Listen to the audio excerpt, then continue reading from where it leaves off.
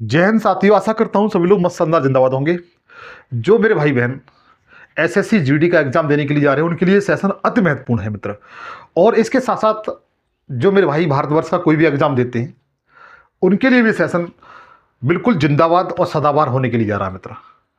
इस सेशन में मैंने 10 सबसे बेहतरीन जनरल स्टडी के एमसीक्यू शामिल किए हैं। जो 10 क्वेश्चन आपको मैं जानता हूं कम से कम 150 क्वेश्चन आपके क्लियर करा देंगे मित्र। इस बात का दावा है मेरा। आप ठीक तरीके से पूरा सेशन देख लेते हैं क्योंकि मैं हर क्वेश्चन को बहुत बारीकी से उसका एक्सप्लेनेशन करूंगा ताकि आपके और भी क्वेश्चन आपके बेहतर तरीके से आपके तैयार हो सके मित्र। तो सेशन बहुत इंपॉर्टेंट है। आप चाहो तो नोटबुक लेकर के बैठ सकते हो, नोट कर सकते हैं। और सिर्फ यही कहूँगा कि अगर आप सेशन पर नहीं हो तो सेशन को सब्सक्राइब कर लेना, घंटी बजा के ऑल पे सेलेक्ट कर लेना, क्योंकि आपका ये भाई इस प्लेटफॉर्म पर जीएस के सारे विषय, करंट अफेयर, हिंदी, रीजनिंग जैसे विषयों को बिल्कुल फ्री पढ़ाता है। जीएस फ्री पढ़ना चाहते हैं तो बिल्कुल जुड़ सकते हैं आप। मैं सारे विषय बिल्कुल फ्री पढ़ाता हूँ मित्र। बस आपको छोटा सा प्यारा सा काम करना है कि इस सेशन को सब्सक्राइब करके घंटी बजा के ऑल सेलेक्ट कर लें ताकि मैं जो भी सेशन बनाऊँ उसका नोटिफिकेशन पहुँचते रहे। बगैर देरी क्यों चलते अपने सेशन की ओर। सबसे पहला क्वेश्चन आपकी स्क्रीन पर है। इसमें क्या पूछा गया है? इसमें यह गया है, भारतीय संविधान के राष्ट्रपति की नियुक्ति का वर्णन किस अनुच्छेद में है।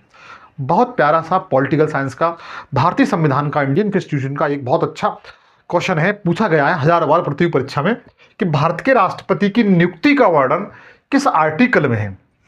क्या अनुच्छेद 52 में है, क्या अनुच्छेद 40 में है, या 44 में है, या अनुच्छेद 51 में है, या अनुच्छेद 52 में है। तो सबसे पहले मैं आपको बताना चाहता हूं कि जो भारत का जो राष्ट्रपति है उसका वर्णन भारतीय संविधान के कौन कौन से आर्टिकल में, शपथ का वर्णन किसमें है, योग्यता का वर्णन किसमें है, कार्यकाल का वर्णन किसमें है, उन सब के बारे में आपको बेहतर तरीके से बताना चाहता हूं। तो सबसे पहले मैंने कहा था आपसे कि प्रत्येक क्वेश्चन को मैं बड़ी बारीकी से एक्सप्लेनेशन करूंगा, आप लोग नोट कर सकते हैं। तो सबसे पहले आप डाल लें अनुच्छेद। अनुच्छेद सबसे पहले 52, 53, 54, 55, 56, 57, 58, 59, 60 और 61।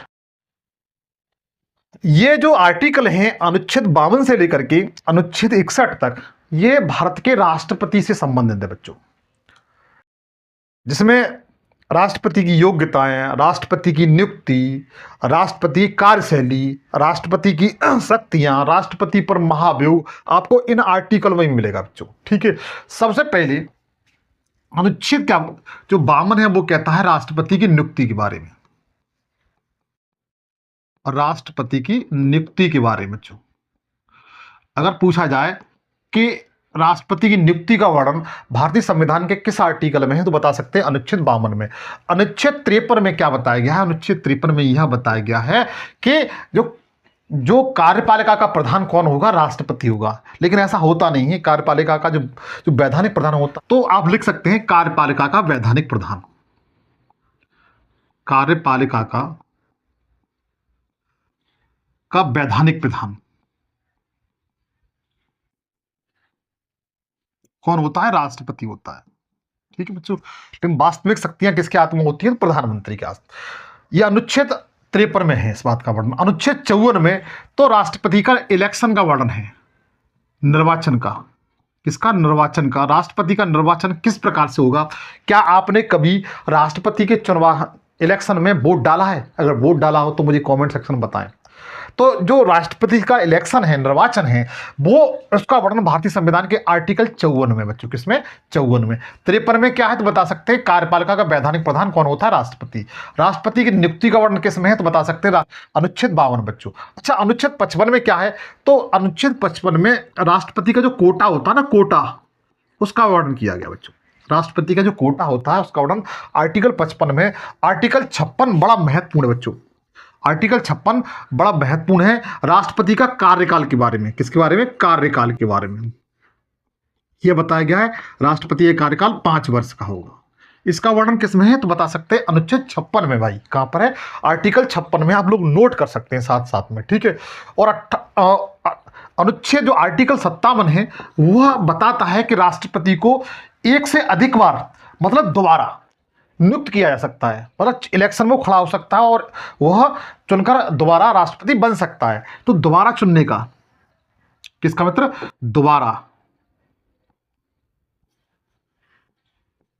दोबारा राष्ट्रपति बनने का, पद बनने का प्रावधान किस आर्टिकल में पूछा जा सकता है? 57 बच्चों, 57 में राष्ट्रपति दोबारा राष्ट्रपति बन सकता है बच्चों। 58, जो आर्टिकल 58 है वो क्या कह सकता है, वो क्या कहता है? तो राष्ट्रपति की योग्यताएं, राष्ट्रपति की योग्यताओं के बारे में, योग्यताएं, भारत का नागरिक हो, 35 वर्ष की आयु पूरी कर चुका हो, इसका वर्णन किसमें? आर्टिकल 58 में। किसमें? 58 में। और उसके बाद 58 के बाद आर्टिकल 59 है, उसमें राष्ट्रपति की कंडीशन, मतलब दशाओं का वर्णन है बच्चों। किसका? दशाओं का वर्णन है, आप लोग याद रखना। अनुच्छेद 60 क्या कहता है? राष्ट्रपति की शपथ के बारे में, शपथ के बारे में। अच्छा, आप लोग बता सकते हैं कि राष्ट्रपति जो शपथ लेता है उसको शपथ कौन दिलाता है? आप मुझे कमेंट सेक्शन में बताएं, राष्ट्रपति को शपथ है वो कौन दिलाता है? लेकिन इस राष्ट्रपति की शपथ का जो वर्णन किया गया है वो आर्टिकल 60 में किया गया है, और अनुच्छेद 61 में बड़ा महत्वपूर्ण है, आप लोग याद रखिए। अनुच्छेद 61 है जिस पर राष्ट्रपति को उसे अपने पद से हटाना है, तो उसके लिए एक महाभियोग लाया जाता है। तो महाभियोग का वर्णन, महाभियोग का वर्णन, महाभियोग का वर्णन किस में है? तो बता सकते हैं आर्टिकल 61 में, 61 में है। और जो महाभियोग प्रक्रिया है मित्र, इसे यूएसए के संविधान से ली है, कह सकते हैं यूएसए के संविधान से लिया गया है महाभियोग प्रक्रिया को बच्चों। आर्टिकल 61 बड़ा महत्वपूर्ण है, 60 भी महत्वपूर्ण है, आप लोग याद रखिए। आर्टिकल 52 तो अति महत्वपूर्ण है, राष्ट्रपति की नियुक्ति का वर्णन किया गया है। अनुच्छेद 53 में कार्यपालिका का वैधानिक प्रधान होता है राष्ट्रपति। 54 में बताया गया है कि उसका जो निर्वाचन है राष्ट्रपति का वो किस तरह से होगा। अनुच्छेद 55 में उसके कोटा संबंधी प्रावधान है। अनुच्छेद 56 में उसके कार्यकाल का वर्णन है कि राष्ट्रपति 5 वर्ष के लिए नियुक्त किया जाता है। अनुच्छेद 57 बताया गया राष्ट्रपति द्वारा राष्ट्रपति बन सकता है। 58 ये बताता है कि उसकी योग्यताएं क्या हैं, जो भारत का नागरिक हो, 35 वर्ष की आयु पूरी कर चुका हो। 59 उसकी जो कंडीशन है वो बताता है। आर्टिकल 60 तो बता ही चुका है शपथ के बारे में। 61 बड़ा महत्वपूर्ण है, आप लोग याद रखिए महाभियोग। तो इस क्वेश्चन के अनुसार इसका जो राइट आंसर है वो डी सही है बच्चों। कौन सा? डी इस क्वेश्चन का राइट आंसर है। राष्ट्रपति की नियुक्ति का जो वर्णन किया गया है आर्टिकल 52 में किया गया है, ठीक है। अनुच्छेद 40 में, आर्टिकल जो 40 है वो हमें बताता है ग्राम पंचायतों के बारे में, ग्राम पंचायतों के बारे में। अनुच्छेद 44 है वह बताता है समान नागरिक संहिता, समान नागरिक संहिता,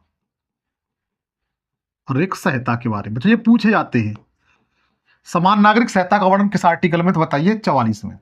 आर्टिकल 51 में बताया गया अंतर्राष्ट्रीय संधि के बारे में, अंतर्राष्ट्रीय संधियों के बारे में, संधि समझौतों के बारे में, ठीक है। इस क्वेश्चन का डी बिल्कुल राइट आंसर है। आप लोग बेहतर तरीके से इस बात को याद रखेंगे बच्चों। आगे ध्यान दीजिए,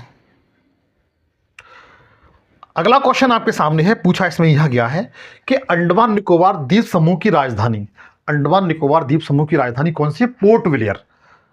कौन सी राजधानी है? पोर्ट विलियर।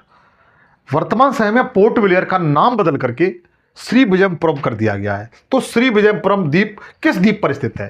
अंडमान निकोबार द्वीप जो द्वीप है उसमें लगभग 572 द्वीप हैं, उनमें से किस द्वीप पर, जो ऑप्शन के अनुसार दिए हुए हैं, किस द्वीप पर इसकी राजधानी स्थित है? क्या उत्तरी अंडमान पर स्थित है, या मध्य अंडमान पर है, या लघु अंडमान पर है, या दक्षिणी अंडमान पर है? ठीक है, ये पूछा गया है। तो चलो हम पहले इनको बारे में थोड़ा सा इनका मैप बना लेते हैं इस तरीके से। ये मान चलो उत्तरी अंडमान हुआ, ये मध्य अंडमान हुआ, ये कौन सा होगा? मध्य अंडमान। उस पर लघु अंडमान, फिर दक्षिणी अंडमान, ठीक है। ये 4 अंडमान मैंने आपके सामने बना दिए, ठीक है। ये वाला कौन सा है? तो बता सकते हैं, इसको हम लोग कहते हैं नॉर्थ अंडमान, ठीक है, उत्तरी अंडमान। ये है मिडिल अंडमान, ये साउथ अंडमान है, सॉरी लिटिल अंडमान है। ये कौन सा? लिटिल अंडमान। इसके बाद ये वाला है बच्चों, ये साउथ अंडमान है। यहां से बड़ा महत्वपूर्ण तरीके से क्वेश्चन पूछे जाते हैं हर प्रतियोगी परीक्षा बच्चों।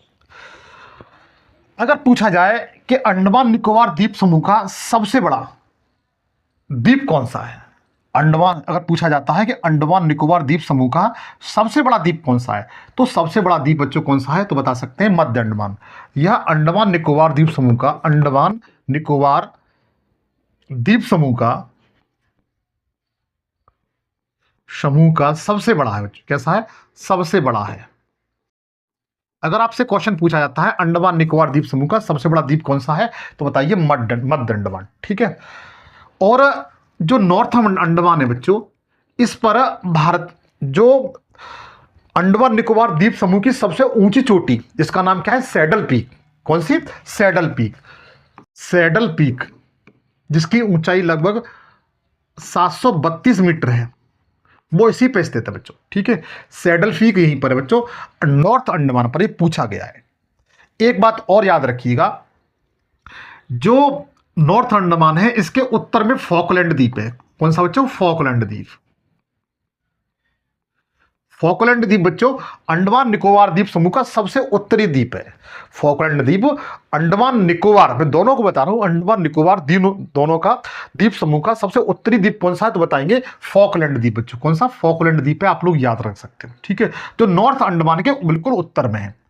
ठीक, नॉर्थ अंडमान के बिल्कुल उत्तर में है। अच्छा, एक बात और प्यारी सी याद रखिए, एक बात और पूछी जाती है, पूछा जाता है जो डक्कन पास है, कौन सा, डक्कन चैनल या डक्कन पास। डक्कन चैनल या डक्कन पास अक्सर पूछा जाता है कि डक्कन चैनल, डक्कन पास किन दो द्वीपों के मध्य है। डक्कन पास, इसे डक्कन चैनल कहते हैं, डक्कन चैनल या पास। ये किन दो द्वीपों के मध्य है, तो आपको स्पष्ट दिखाई देने लगा होगा कि यह लिटिल अंडमान और साउथ अंडमान के मध्य। क्वेश्चन हजारों बार प्रतियोगी परीक्षा में पूछा गया है कि डक्कन जो चैनल है वो किन दो द्वीपों के मध्य है, तो बताइए यह लिटिल अंडमान और साउथ अंडमान के मध्य स्थित है बच्चों। ठीक है। और इसके बाद पूछा गया है कि पोर्ट ब्लेयर की जो राजधानी है वो किस द्वीप पर है, तो ध्यान रखिएगा, जो पोर्ट ब्लेयर है, विलियर, जिसका वर्तमान नाम क्या हो चुका है, विजयपुरम, श्री विजयपुरम, विजयपुरम इसका वर्तमान नाम है। ठीक है। वो आपके दक्षिणी द्वीप पर स्थित है बच्चों। किस पर, दक्षिणी द्वीप पर स्थित है, आप लोग याद रखना। ठीक है। पूछा जाए कि पोर्ट ब्लेयर किस पर स्थित है या श्री विजयपुरम किस पर स्थित है, बताइए यह दक्षिणी अंडमान पर स्थित है बच्चों। बड़ा प्यारा सा क्वेश्चन है, आप लोग इस बातों को याद रख सकते हैं। ठीक है। चाहो तो आप इनका एक स्क्रीनशॉट ले लीजिए। आगे चलिए, अब अगले क्वेश्चन को चलते हैं। पूछा गया है क्वेश्चन आपके सामने, विश्व में क्षेत्रफल की दृष्टि से भारत के बाद कौन सा देश का स्थान है। ईमानदारी से जानते हैं, बताइए कि भारत, आपको पता है भारत दुनिया का सबसे बड़ा 7वां बड़ा देश है, और इसके बाद कौन से देश का स्थान आता है भारत के बाद, 8वां विश्व का सबसे बड़ा देश कौन सा, ये पूछा गया। सीधी सी बात है, क्या पाकिस्तान है, कजाकिस्तान है, अर्जेंटीना है, या मैक्सिको है। तो विश्व के जो 7 बड़े द्वीप हैं, देश हैं, उनके बारे में सबसे पहले हम लोग लिख लेते हैं। विश्व के सबसे बड़े देश, विश्व के सबसे बड़े देश क्षेत्रफल में बच्चों, किसमें, क्षेत्रफल में। ठीक है। सबसे बड़ा कौन सा है, तो बताइए रूस है बच्चों, रूस। दूसरा कौन सा है, कनाडा। सबसे बड़ा कौन सा है, रूस। उसके बाद कौन सा है, कनाडा है। उसके बाद चीन है। तीसरे नंबर पर कौन है, चीन। ये चीन दुनिया का तीसरा सबसे बड़ा देश है बच्चों। ठीक है। चौथे नंबर पर कौन सा है, तो बता सकते हैं, चौथे नंबर पर है यूएसए। 5वें नंबर पर कौन सा है, तो ब्राजील है। कौन सा है, ब्राजील। 6वें नंबर पर कौन सा है, तो बता सकते हैं ऑस्ट्रेलिया। 7वें नंबर पर कौन सा है, तो अपना प्यारा भारत। कौन सा है, भारत। तो देखो, मैंने ये बताया था कि 7वें नंबर पर अपना देश कौन सा है, भारत है बच्चों, क्षेत्रफल की दृष्टि से। और पूरी दुनिया में भारत के पास जो जमीन है वो कितना परसेंट है, 2.4% है। मतलब अगर पूरी पृथ्वी पर 100% उसे मान लेते हैं तो भारत के हिस्से में मात्र कितनी जमीन आती है, तो 2.4%, जबकि दुनिया में वर्तमान समय 2025 में देखा जाए तो भारत दुनिया का सबसे अधिक आबादी वाला देश बन चुका है। ये यूएनओ की रिपोर्ट बताती है। वर्तमान में जनसंख्या लगभग 144 करोड़ से ऊपर निकल चुकी है बच्चों। इसमें पूछा है भारत के बाद कौन सा देश का स्थान आता है, तो ध्यान रखना अर्जेंटीना का स्थान आता है।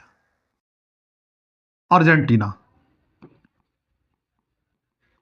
अर्जेंटीना का स्थान आता है, जिसकी राजधानी क्या है, ब्यूनस आयर्स। आयर्स इसकी राजधानी है, और ये दक्षिणी अमेरिकी देश है। कैसा देश है, दक्षिणी अमेरिकी देश है, आप लोग याद रखेंगे। इसलिए इस क्वेश्चन का जो राइट आंसर होता है, बनता है वो मित्र सी सही है। सी इस क्वेश्चन का बिल्कुल राइट आंसर है। ठीक है, भारत 7वें स्थान पर है और अर्जेंटीना है वो 8वें स्थान पर है। इतनी बातें मैं जानता हूं आप लोगों के समझ में आ चुकी होंगी। सबसे बड़ा कौन सा है, रूस है। कनाडा दूसरे नंबर पर है, चीन तीसरे नंबर पर है, अमेरिका चौथे नंबर पर है, ब्राजील 5वें नंबर पर, ऑस्ट्रेलिया 6वें नंबर पर, 7वें नंबर पर अपना प्यारा भारत है। इन बातों को बेहतर तरीके से आप लोग बच्चों याद कर लेना। ये सारी बातें आपके एग्जाम पूछी जाती हैं। भारत के बाद किस देश का स्थान आता है, तो बता सकते हैं अर्जेंटीना का स्थान आता है, जिसकी राजधानी ब्यूनस आयर्स है, और ये दक्षिणी अमेरिकी देश है बच्चों। ठीक, चाहो तो आप स्क्रीनशॉट ले सकते हैं। सॉरी, आगे दिया हुआ है 26 दिसंबर को किस महान क्रांतिकारी की स्मृति में दिवस मनाया जाता है। मतलब 26 दिसंबर है, वो किस महान क्रांतिकारी की जन्मदिन के अवसर पर इसको बड़े उपलब्धि के साथ उसे याद किया जाता है, स्मृति के रूप में मनाया जाता है। क्या भगत सिंह, पंडित जवाहरलाल नेहरू, सुभाष चंद्र बोस या ऊधम सिंह? अगर जानते हैं तो ईमानदारी से बताइए। तो बच्चों इस क्वेश्चन का जो राइट आंसर है वो ऊधम सिंह सही। कौन सा, ऊधम सिंह। ऊधम सिंह का जन्म 26 दिसंबर 1899 में हुआ था। कब हुआ था, 1899 में, एक पंजाब में। कहां पर, पंजाब में हुआ था। आप लोग याद रखना इनका जन्म कब हुआ था, 26 दिसंबर 1899 में पंजाब में इनका जन्म हुआ था। वही ऊधम सिंह जिन्होंने माइकल ओडायर को ब्रिटेन में जाकर के गोली मारी थी। वो क्यों मारी थी तो जरा बताने का प्रयास करता हूं मैं। देखो इनका जन्म तो ये तो क्लियर हो चुका था। ये इनका जो बचपन है मित्र, यह इनके माँ बाप जो थे वो बचपन में गुजर गए थे, इसलिए इनका जो पालन पोषण है वो अनाथालय से में हुआ था। जो अनाथालय होते हैं उनमें इनका क्या हुआ था, पालन पोषण हुआ था। जब थोड़े से समझदार हुए तो उन्हें स्कूली शिक्षा ग्रहण की। उसके बाद भारत स्वतंत्रता की ओर आगे बढ़ रहा था। तमाम ऐसे क्रांतिकारी थे, उनसे यह बहुत प्रभावित हुए, और सबसे ज़्यादा प्रभावित जब हुए जब 13 अप्रैल 1919 को जलियांवाला बाग हत्याकांड हुआ था। डेट याद रखना बच्चों, डेट पूछी जा सकती है। कब हुआ था, 13 अप्रैल 1919 को क्या हुआ था, जलियांवाला बाग हत्याकांड।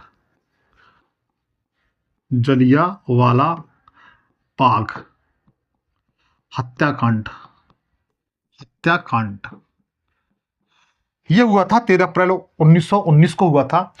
उस समय जो पंजाब का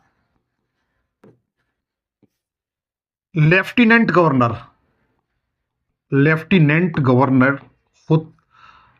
था, वह था माइकल ओडायर था।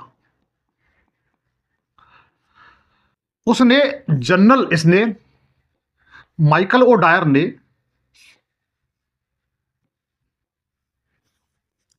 जनरल डायर को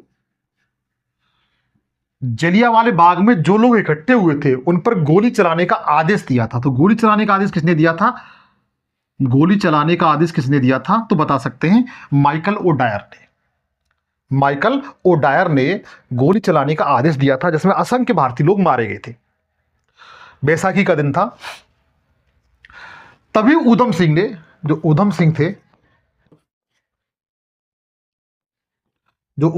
थे मित्र, जिनका उपनाम पूछा जाए तो शेर सिंह इनको उपनाम था। क्या नाम था, शेर सिंह इनका उपनाम, बच्चों याद रखना। ठीक है, इन्होंने जो उस समय पंजाब का लेफ्टिनेंट गवर्नर हुआ करता था माइकल ओडायर को 13 मार्च 1940 में लंदन में जाकर जब ये माइकल ओडायर एक सभा को संबोधित कर रहा था, उस समय 13 मार्च 1940 को माइकल ओडायर में क्या कर दी, गोली मार दी बच्चों। किसने मारी? ऊधम सिंह ने। इन्होंने उस समय दृढ़ संकल्प लिया था कि जो जलियांवाला बाग हत्याकांड हुआ है उसमें जिसने गोली चलाने का आदेश दिया था, उस व्यक्ति को बख्शूंगा नहीं, छोड़ूंगा नहीं मैं। उन्होंने ऐसा ही किया। जब अपनी अवस्था में आए, युवा हुए, तो उस समय यह ब्रिटेन गए, लंदन गए। वहां पर देखा कि माइकल ओडायर एक सभा को संबोधित कर रहा था। संबोधित करते समय ऊधम सिंह पहुंचते हैं और सीधे डायरेक्ट उसके जाकर के गोली मारते हैं और वहीं पर कहते हैं कि मैंने जलियांवाला बाग हत्याकांड का बदला ले लिया। ये उनके लिए बड़ा गर्व की बात थी। तो 13 मार्च 1940 को लंदन में क्या मार दी, गोली मार दी। और उसके उपरांत तो वहां पर भीड़ ने उन्हें पकड़ लिया। उसके बाद क्या होता है कि 31 जुलाई 1940 को ऊधम सिंह को फांसी दे दी। क्या दे दी? फांसी दे दी बच्चों। क्या दे दी? फांसी दे दी। तो आप लोग इन बातों को, सारी बातों को याद रख सकते हैं, बड़ा महत्वपूर्ण बात है। तो 26 दिसंबर को हम लोग ऊधम सिंह का जन्मदिन के अवसर पर बड़ा स्मृति के रूप में इस दिन को मनाते हैं बच्चों। आज के राजनीतिक नेताओं की क्या सोच है वो आप मुझे कमेंट सेक्शन में बताएं। आज कोई ऐसा राजनेता अपने देश के लिए कर सकता है? अरे वो तो सब छोड़िए, जितने भी राजनेता हैं, उच्च पदों पर विराजमान हैं, उनके कितने बच्चे आर्मी, सेना में भर्ती हैं? आप मुझे किसी एक का नाम बता दीजिए, किसी एक का नाम बता दीजिए। तो बताइए ये अपने देश के लिए जान कैसे दे सकते हैं। चलिए आगे। अगला है, बड़ा महत्वपूर्ण क्वेश्चन है, कांडला बंदरगाह भारत के किस राज्य में है? Very very important. बताना चाहता हूं, भारत में जो बंदरगाह हैं, भारत में बड़े बंदरगाह हैं, उनकी संख्या लगभग 13 है बच्चों। कितनी है? 13। तो सबसे पहले हम लोग चलते हैं कांडला बंदरगाह से ही, कि कांडला बंदरगाह कहां पर है। कांडला बंदरगाह बता सकता है मेरे भाई, कांडला बंदरगाह किस राज्य में है? कोई भाई बताइए किस राज्य में है कांडला बंदरगाह। तो ध्यान रखिए बच्चों, ये गुजरात राज्य में है। किसमें? गुजरात राज्य में। गुजरात राज्य में, आप लोग याद रखना। और सबसे महत्वपूर्ण बात कि जो कांडला बंदरगाह है, ये भारत का सबसे पुराना बंदरगाह है। भारत का, याद रख लेना, सबसे पुराना बंदरगाह है।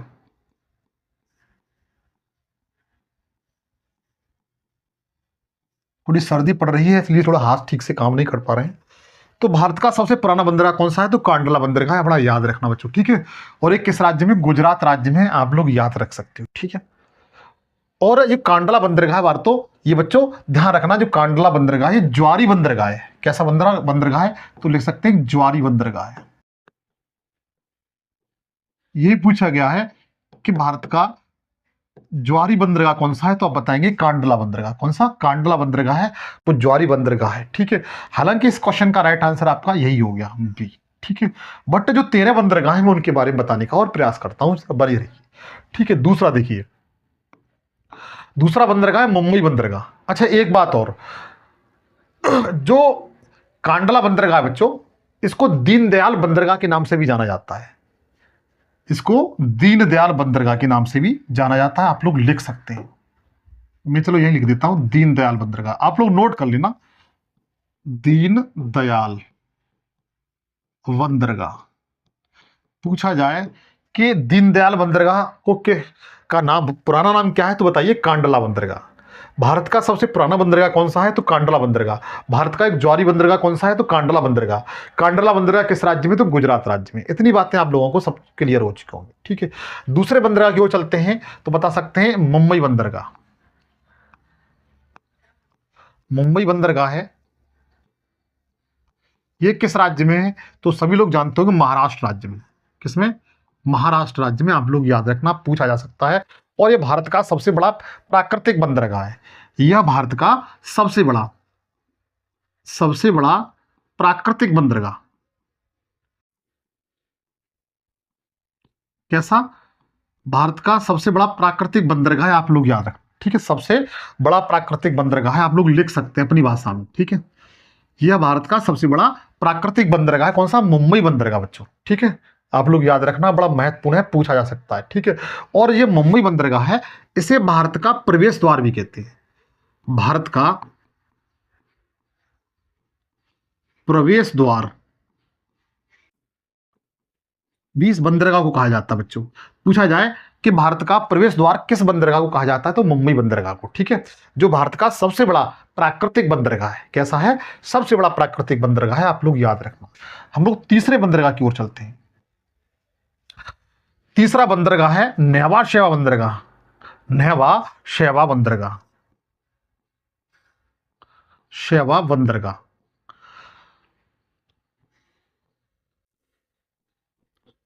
यही पूछा जाता है। इस बंदरगाह को मित्र जेएल नेहरू, जेएल नेहरू बंदरगाह भी कहते हैं, ध्यान रखना। जेएल नेहरू बंदरगाह कौन से किस बंदरगाह को कहा जाता है, तो नेवा शेवा बंदरगाह को कहा जाता है। और ये महाराष्ट्र राज्य में, कहां पर है? महाराष्ट्र राज्य में, आप लोग याद रखोगे, ठीक है। नेवा शेवा बंदरगाह, जिसको जवाहरलाल नेहरू बंदरगाह कहते हैं, महाराष्ट्र राज्य में, आप लोग याद रख सकते हो बच्चों, बड़ा महत्वपूर्ण है, पूछा जा सकता है कि नेवा शेवा बंदरगाह के नाम से, ठीक है। चौथा जो बंदरगाह है जो पूछा जा सकता है, आप लोग याद रखना। चौथा जो बंदरगाह है मैंगलोर बंदरगाह। कौन सा? मैंगलोर बंदरगाह। मैंगलोर बंदरगाह मित्र, ये बच्चों कर्नाटक राज्य में, कहां पर है? कर्नाटक राज्य में, कर्नाटक राज्य में, आप लोग याद रखोगे, ठीक है। मैंगलोर बंदरगाह है, चौथा बंदरगाह है 13 बंदरगाहों में से, यह कर्नाटक राज्य में। उसके बाद पांचवा बंदरगाह है वो कोच्चिन बंदरगाह है।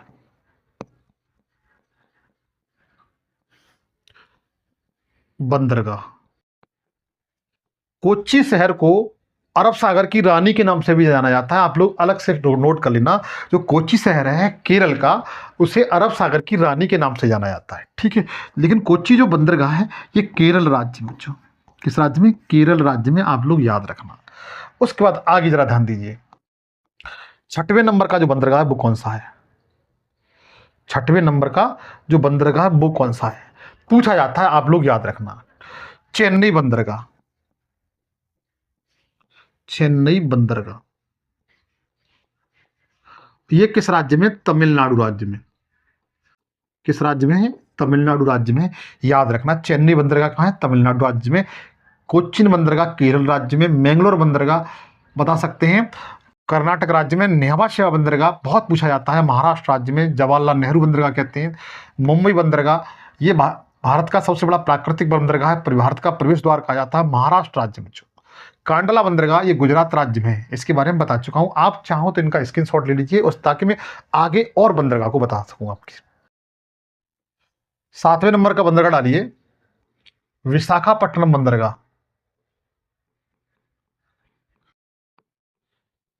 विशाखापट्टनम बंदरगाह बता सकते हैं किस राज्य में? तो बता दीजिए, यह आंध्र प्रदेश राज्य बच्चों, आंध्र प्रदेश राज्य में। आज सर्दी है, ठीक से हाथ काम नहीं कर रहे हैं। आंध्र प्रदेश राज्य में, आप लोग नोट कर लीजिए, ठीक है। विशाखापट्टनम बंदरगाह किस राज्य में है? तो बताइए, यह आंध्र प्रदेश राज्य में। इसकी विशेषता मित्र यह है कि यह भारत का सबसे गहरा बंदरगाह है, भारत का सबसे गहरा बंदरगाह।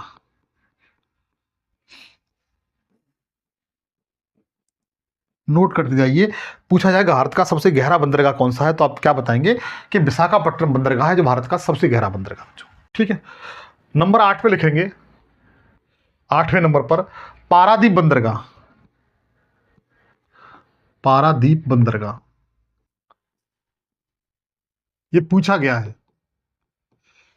पारादीप बंदरगाह मित्र ये उड़ीसा राज्य में है, उड़ीसा राज्य में, उड़ीसा राज्य में, आप लोग याद रखना, बता सकते हो आगे जाकर के, ठीक है। अगला बंदरगाह 9वें नंबर का हुगली बंदरगाह बच्चों, हुगली बंदरगाह। हुगली बंदरगाह कहां पर है तो बता सकते हैं वेस्ट बंगाल में बच्चों, पश्चिमी बंगाल में, आप लोग याद रखना बच्चों, ठीक है। उसके बाद जो अगला बंदरगाह है 10वें नंबर का, कलकत्ता बंदरगाह, कलकत्ता बंदरगाह, यह भी बच्चों पश्चिमी बंगाल राज्य में है, पश्चिमी बंगाल राज्य में, आप लोग याद रखो, ठीक है। 11वां बंदरगाह, 11वां बंदरगाह है बच्चों एन्नोर बंदरगाह, ये इंपोर्टेंट है, याद रखना। अच्छा, जो कलकत्ता बंदरगाह बच्चों, इसके बारे में एक बात लिख लेना, जब कलकत्ता बंदरगाह के बारे में, यह एक नदी बंदरगाह है, एक नदी बंदरगाह है। कैसा बंदरगाह है? नदी बंदरगाह है, आप लोग याद रखेंगे। एन्नोर बंदरगाह पूछा गया है, ये एन्नोर बंदरगाह कहां पर है तो बताइए, तमिलनाडु में। कहां पर? तमिलनाडु में। तो तमिलनाडु में चेन्नई बंदरगाह भी है और एन्नोर बंदरगाह भी है, पूछा जा सकता है। एक और है तमिलनाडु में, तूतीकोरी बंदरगाह,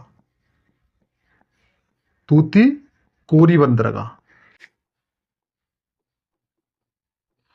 तूतीकोरी बंदरगाह पूछा जाए तो बताइए ये भी कहां पर बच्चों? तमिलनाडु में। कहां पर है? तमिलनाडु। और जो लास्ट बंदरगाह है 13वें नंबर का, उस बंदरगाह को नोट कर लीजिए, पोर्ट विलियर बंदरगाह, पोर्ट विलियर बंदरगाह, पोर्ट विलियर बंदरगाह मित्र, यह जो बंदरगाह है वह अंडमान निकोबार द्वीप समूह पर है, अंडमान निकोबार द्वीप समूह पर, अंडमान निकोबार द्वीप समूह पर है। मैंने भारत के जो 13 बंदरगाह थे किस किस राज्य में स्थित थे, क्या क्या इंपोर्टेंसी है, वो सारी बातें आपको मित्र बता दी। चाहो तो आप इनका एक स्क्रीनशॉट ले सकते हो, नोट कर सकते हो। अब जरा ध्यान दीजिए, अगले क्वेश्चन की ओर चलते हैं। पूछा गया है पश्चिमी घाट की सबसे ऊंची चोटी कौन सी है? क्या नीलगिरी है, धूपगढ़ है, कंचनजंगा है, या अनाईमुड़ी है? पश्चिमी घाट, पश्चिमी घाट जैसे आप मैप पे देखेंगे इस तरीके से, तो ये जो पश्चिमी घाट है वो इस तरीके से है बच्चों। इसकी सबसे ऊंची चोटी पूछी गई, इसकी सबसे ऊंची चोटी कौन सी है? ऑप्शन में आप बता सकते हैं कि नीलगिरी है, धूपगढ़ है, कंचनजंगा है, अनाईमुड़ी है। अगर जानते हैं तो बताएं इस क्वेश्चन का राइट आंसर क्या हो सकता है बच्चों। बेहतरीन क्वेश्चन है, पसंद आने लायक है, पूछा जा सकता है।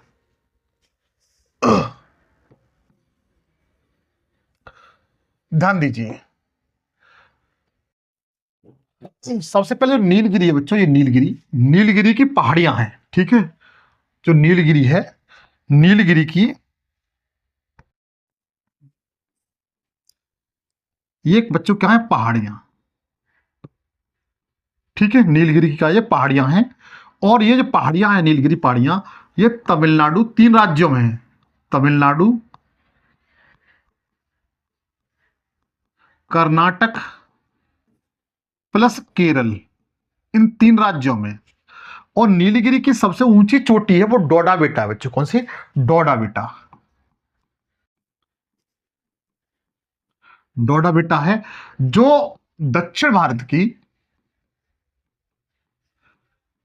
की दूसरी, कौन सी? सेकंड, सेकंड मतलब दक्षिण भारत की दूसरी सबसे ऊंची चोटी है, सबसे ऊंची चोटी है।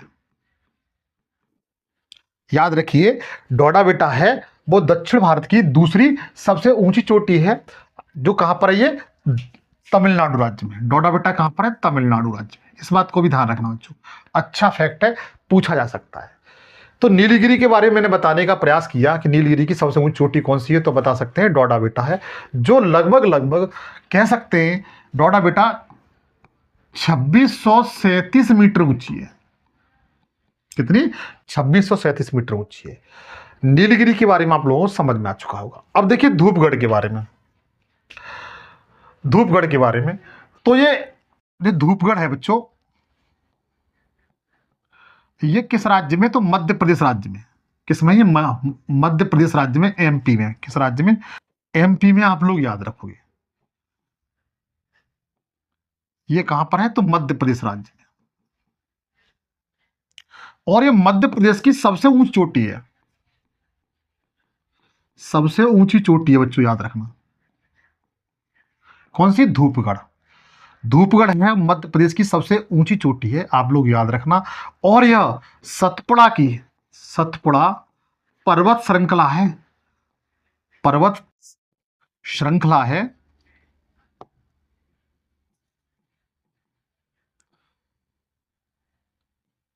में जो महादेव की पहाड़ियां हैं, किसकी? महादेव की पहाड़ियों पर स्थित है,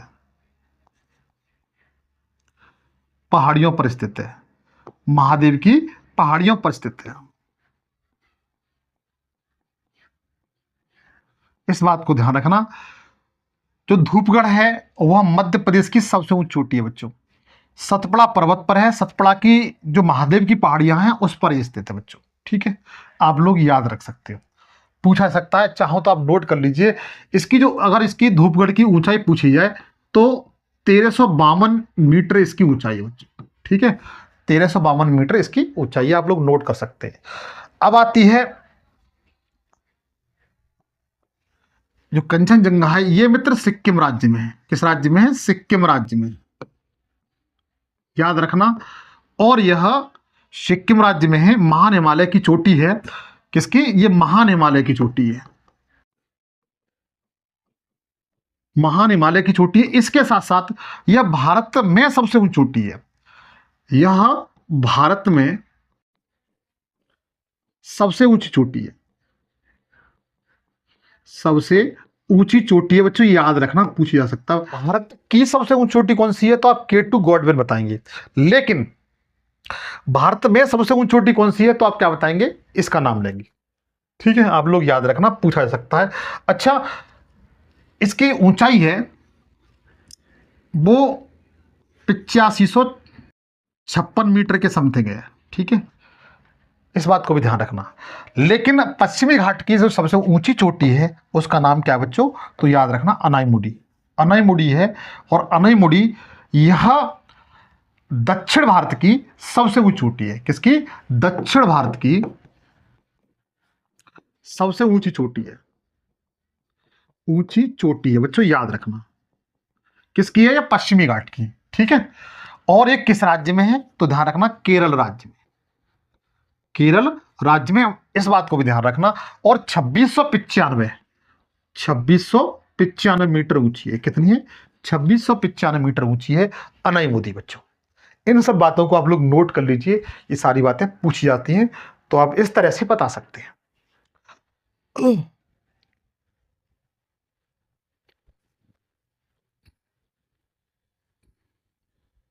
हाँ, अगले क्वेश्चन की ओर चलें। उत्कल तट भारत के किस राज्य में है? उत्कल तट है मतलब वो भारत के किस राज्य में? तो भारत के जो जितने भी तट हैं, समुद्री तट हैं, समुद्री मैदान हैं, उनके में आपको सबको बताने का यहां प्रयास करता हूं। तो आप भी मेरे तरह का ये भारत का प्यारा सा अच्छा सा मैप बना लें। ध्यान दीजिए, आपने देखा होगा ये तट होते हैं, ये एक मैदान का रूप होते हैं। किसका? ये मैदान का रूप होते हैं बच्चों, ठीक है। इस तरह मैदान होते हैं, इस तरह बच्चों क्या है? ये मैदान है, क्योंकि इसके पूर्व में पूर्वी घाट है और पश्चिम में पश्चिमी घाट है। पश्चिमी घाट के बाद ये आपको जो दिखाई देते हैं हर ग्रीन सा, ये मैदान है। अलग अलग राज्यों में इसे अलग अलग नाम से जाना जाता है मेरे भाई, अलग अलग राज्यों में इसे अलग अलग नाम से जाना जाता है। जैसे गुजरात में यहां से यहां तक का जो मैदान आपको दिखाई दे रहा है इसे काठियावाड़ का मैदान कहते हैं।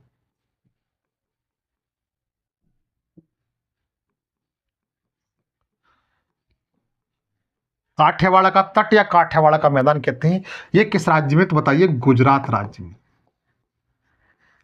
किस राज्य में? गुजरात राज्य में।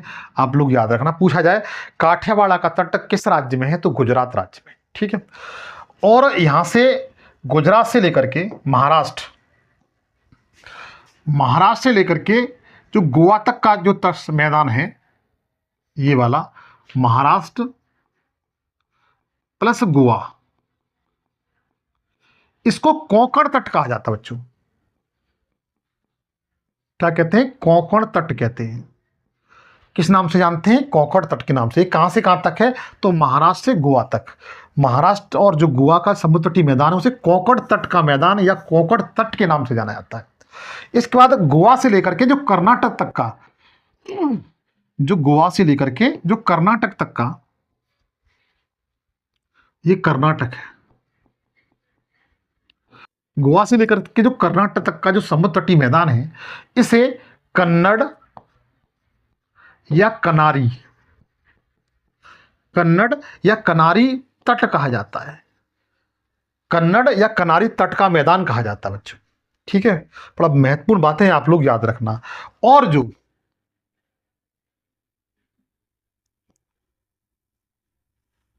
कर्नाटक से लेकर के केरल, ये कौन सा राज्य है? केरल है बच्चों। इधर ये केरल राज्य का जो समुद्र तटीय मैदान है इसको मालाबार तट कहते हैं। मालाबार तट का मैदान कहते हैं बच्चों। ठीक है, पूछा जाए मालाबार तट का मैदान कहां पर है तो बताएंगे केरल राज्य में। कहां पर? केरल राज्य में। मोपला विद्रोह यहीं पर हुआ था, जो ऐतिहासिक विद्रोह था, मोपला विद्रोह के नाम से जाना जाता है, वो यहीं पर हुआ था बच्चों। उसके बाद यहां से लेकर के केरल का जो तट मैदान है मालाबार से, और ये तमिलनाडु वाला क्षेत्र है, ये तमिलनाडु है। ये कौन सा राज्य है? तमिलनाडु।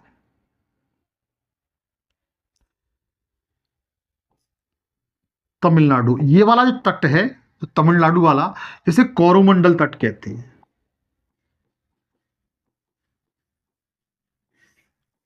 क्या कहते हैं? कोरोमंडल तट का मैदान कहते हैं। और ये किस राज्य में? तो केरल राज्य में, सॉरी तमिलनाडु राज्य में। Sorry, 1 second. चलो ठीक है, मैंने उसको तक बता दिया था। अब फिर जरा ध्यान दीजिए, कोई दिक्कत नहीं।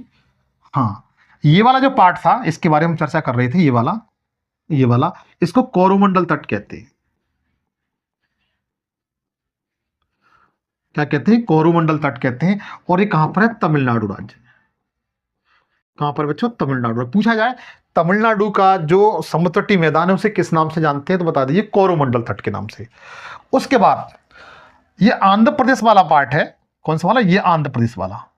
तमिलनाडु का ये कोरोमंडल से उत्तर में, ये आंध्र प्रदेश है, एपी लिख देते हैं हम लोग। इसको हम लोग उत्तरी सरकार कहते हैं। क्या कहते हैं? उत्तरी सरकार। उत्तरी सरकार कहते हैं बच्चों। ठीक है, आप लोग याद रखना। आंध्र प्रदेश का तट है उसे उत्तरी सरकार के नाम से जाना जाता है। और जो उड़ीसा वाला तट है, कौन सा वाला? ये उड़ीसा वाला है। ठीक है, आंध्र प्रदेश से उड़ीसा वाला, ये उड़ीसा वाला है। उड़ीसा का जो समुद्र तट है बच्चों, इसे उत्कल तट कहते हैं बच्चों। क्या कहते हैं? उत्कल तट। क्या कहते हैं? उत्कल तट कहते हैं। ठीक है, और जो वेस्ट बंगाल वाला पार्ट है, इसे वेस्ट बंगाल वाला पार्ट है, इसे बंग तट कहा जाता है। बंग या बैंगा तट कहा जाता है। बंग या बैगा तट कहा जाता है। तो उत्कल तट है मित्र, यह उड़ीसा राज्य में स्थित है। कहां पर? उड़ीसा राज्य में स्थित है। हालांकि इसमें ऑप्शन में नहीं है तो आप इसकी जगह पर लिख सकते हैं उड़ीसा। उड़ीसा राज्य में स्थित है, आप लोग याद रखिए। ठीक है बच्चों, ये किस राज्य में है? उड़ीसा राज्य में, आप लोग याद रखना बच्चों। ठीक है, आगे चलिए। अगला है भारतीय समय मापन रेखा निम्न में से किस राज्य से होकर नहीं गुजरती? तो नहीं को हम लोग सबसे पहले नहीं करते हैं। अभी सबसे पहले ये देखते हैं यह कितने राज्यों से होकर गुजरती है। जो भारतीय समय मापन रेखा है यह भारत के 5 राज्यों से, 5 राज्यों से गुजरती है बच्चों। पहली बात, इस बात को ध्यान रखना, ये कितने राज्यों से गुजरती है? तो 5 राज्यों से गुजरती है। कौन कौन से राज्य हैं?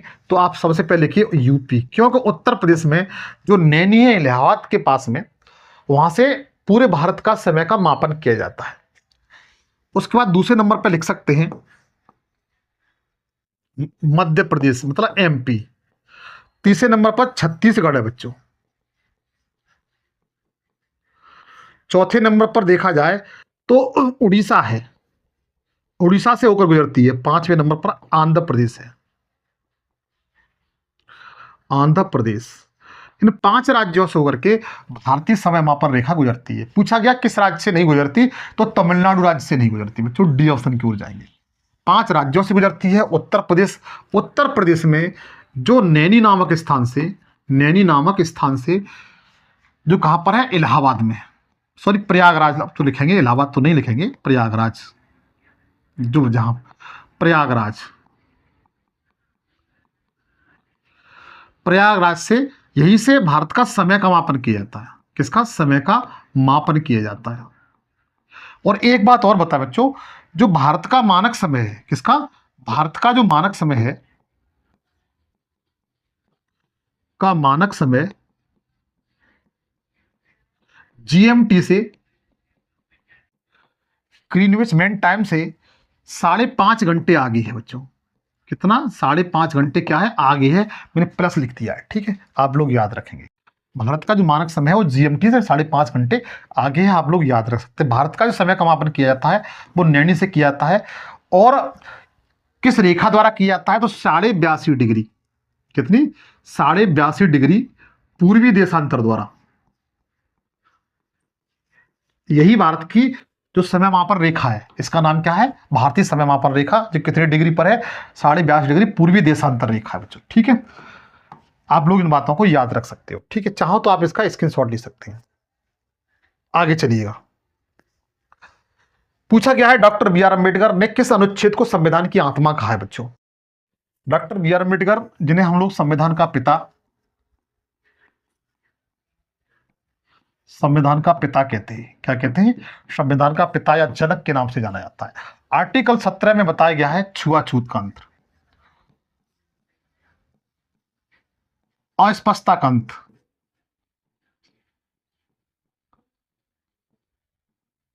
छुआछूत आर्टिकल 17 छुआछूत का अंत या अस्पष्टता का अंत। अनुच्छेद 14 समानता, समानता का अधिकार, ठीक है, अधिकार। अनुच्छेद 32 इसमें संवैधानिक उपचारों का अधिकार, उपचारों का अधिकार, अधिकार। इसी आर्टिकल को डॉक्टर बी आर अम्बेडकर ने संविधान की आत्मा कहा है। अनुच्छेद 40 ग्राम पंचायत, ग्राम पंचायत से संबंधित है, ठीक है बच्चों, आप लोग याद रख सकते हो, ठीक है। आगे चलिएगा। लास्ट क्वेश्चन है, स्वतंत्रता आंदोलन के दौरान चोरा चोरी घटना कब घटित हुई थी? जो स्वतंत्रता आंदोलन के समय चोरा चोरी जो घटना है वो कब हुई थी, ये पूछा गया है। चोरा चोरी घटना कब हुई थी? क्या ये 8 अगस्त 1942 को हुई थी? नहीं, 8 अगस्त 1942 को क्या हुआ था? भारत छोड़ो आंदोलन, भारत छोड़ो आंदोलन। पूछा जाए भारत छोड़ो आंदोलन कब शुरू हुआ था, तो 8 अगस्त 1942 को हुआ था, आप लोग याद रखना। 9 दिसंबर 1946 को क्या हुआ था, तो बता सकते हैं? 9 दिसंबर 1946 को संविधान सभा की प्रथम बैठक हुई थी। इसकी अध्यक्षता किसने की, आप मुझे कमेंट सेक्शन में बताएंगे। 29 अगस्त 1947 को क्या हुआ था? इस समय प्रारूप समिति का गठन हुआ था। समिति का गठन, प्रारूप समिति का गठन कब हुआ था, तो 29 अगस्त 1947 को।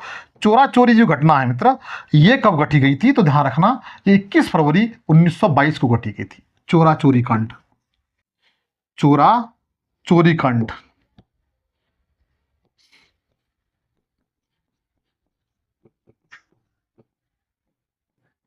ठीक है। इसमें क्या हुआ था, जब फरवरी 1922 की बात है, उस समय जब एक भीड़ थी, जो क्रांतिकारी थे, प्रदर्शनकारी थे, वह अपनी स्वतंत्रता के लिए अंग्रेजों के खिलाफ आंदोलन कर रहे थे। तो जो चोरा चोरी नामक स्थान पर एक पुलिस का थाना हुआ करता था, वहाँ के पुलिसकर्मियों ने प्रदर्शनकारियों को पकड़ करके पहले तो उन पर लाठियाँ चलाई, लाठियों से प्रहार किया, और कुछ प्रदर्शनकारियों ने को पकड़ करके थाने में बंद कर दिया था। तो उन जो अंदर बंद हुए थे वो तो हो ही गए थे, लेकिन बाहर जो लोग प्रदर्शनकारी थे, उनमें से और अपनी संख्या बढ़ा करके उस थाने पर आक्रमण कर दिया था। जहाँ पर वो अन्य प्रदर्शनकारी बंद थे उनको उन्होंने स्वतंत्र कराया। उसके बाद क्या होता है कि उस थाने में जितने भी सिपाही थे उनको बंद करके उस थाने में आग लगा दी थी।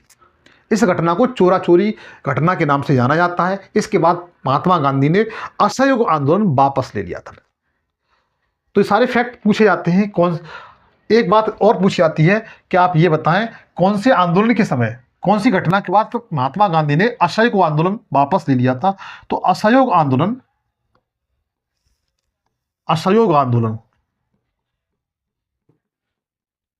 आंदोलन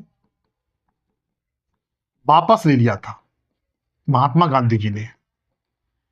ठीक है, तो आप लोग याद रखना। आपको यह सेशन कैसा लगा आप मुझे कमेंट सेक्शन में जरूर बताएं मित्र। अगर अच्छा लगा हो तो सेशन को लाइक करें। इसी तरीके से सेशन को मैं आपको बनाता रहूंगा। बस आप सेशन को लाइक कर दें और हो सके तो चैनल को सब्सक्राइब जरूर कर लें, ये मेरी गुजारिश है मित्र। इसी तरीके से सेशन प्राप्त करने के लिए फिर आपसे मुलाकात होगी। तब तक के लिए जय हिंद, जय भारत।